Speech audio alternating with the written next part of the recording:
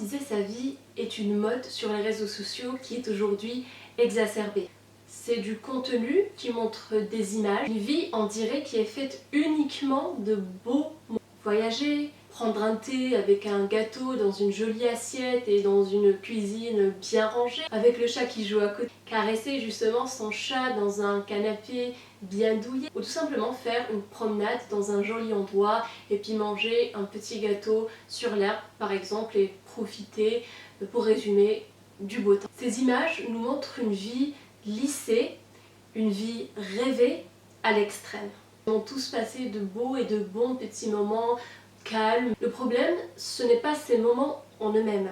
Ce n'est pas le fait de passer des moments doux en compagnie des gens qu'on aime ou dans un cadre agréable. Parce que ça, nous aimons tous le faire et c'est parfaitement légitime. Le problème, c'est que les personnes qui font ce genre de contenu se créent un monde imaginaire qui les induit eux-mêmes en erreur, qui peut leur faire plus de mal que de bien, mais encore, ça peut faire beaucoup de mal aux consommateurs qui vont regarder et s'identifier peut-être à ce genre de contenu, en tout cas se comparer à ce genre de contenu. Je pense que la prépondérance de ce type de contenu sur internet peut induire, en tout cas chez les personnes qui le consomment et qui ne prennent pas de recul par rapport au contenu lui-même et par rapport à leur vie et le but de leur vie en général. Ça peut induire une certaine mollesse qui atrophie notre volonté de vivre, notre volonté de puissance. Concept que peut-être vous connaissez déjà, donc concept nietzschéen. C'est une énergie vitale, une énergie créatrice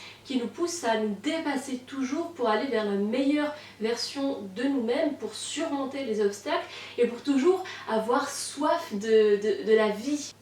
Et dans l'optique de faire honneur justement à cette vie avec un grand V qui nous est donnée. Plusieurs vidéos de ce type où les personnes, des filles généralement, il y en a quand même aussi des vidéos d'hommes qui romantisent leur vie, mais j'en ai beaucoup vu de filles où elles passaient leur journée par exemple à cuisiner, à manger ce qu'elles cuisinaient, à être dans la forêt par exemple. Et il y a un deuxième point aussi qui me fait réagir, c'est le fait que ce type de contenu est une pure comédie.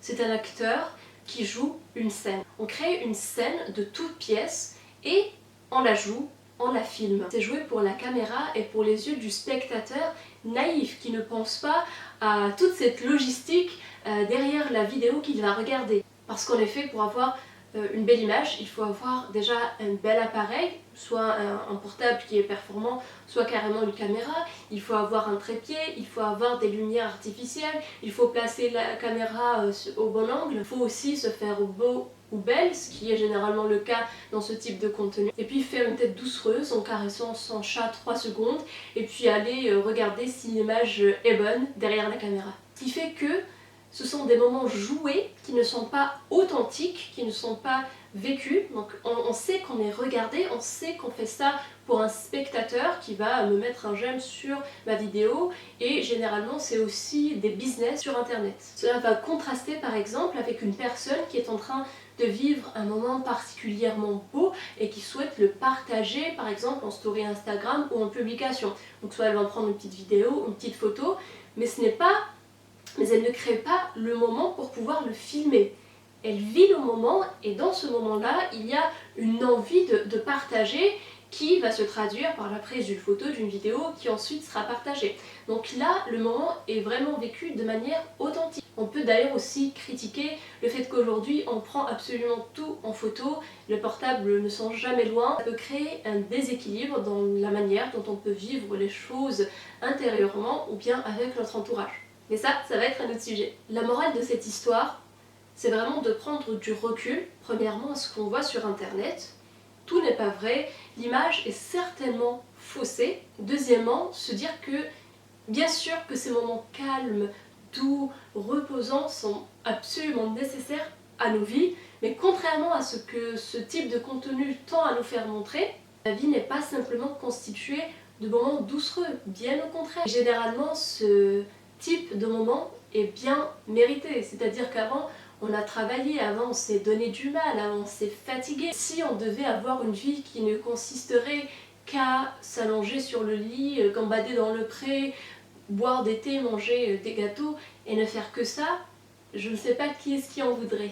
Premièrement, on n'y trouverait aucun sens. Généralement, ce sont des moments vécus dans la solitude. La solitude est évidemment nécessaire pour la santé de l'âme, mais on ne peut pas passer notre vie à être seul, sinon ça devient pesant, sinon ça devient une maladie de l'âme, et l'homme n'est pas fait pour ça. Troisièmement, c'est vraiment à chacun de trouver le juste équilibre entre l'effort et le repos, entre la vie personnelle par exemple et la vie professionnelle, même si on sait qu'aujourd'hui c'est quelque chose de très difficile et qu'effectivement il faut revenir un petit peu à soi, à la simplicité de la vie dont je parlais dans la précédente vidéo que je vous invite à aller voir. Laissez-moi vos commentaires, vos réflexions sur cette thématique en commentaire, un like, partagez la vidéo. Je vous dis à mercredi pour une nouvelle vidéo. Ciao!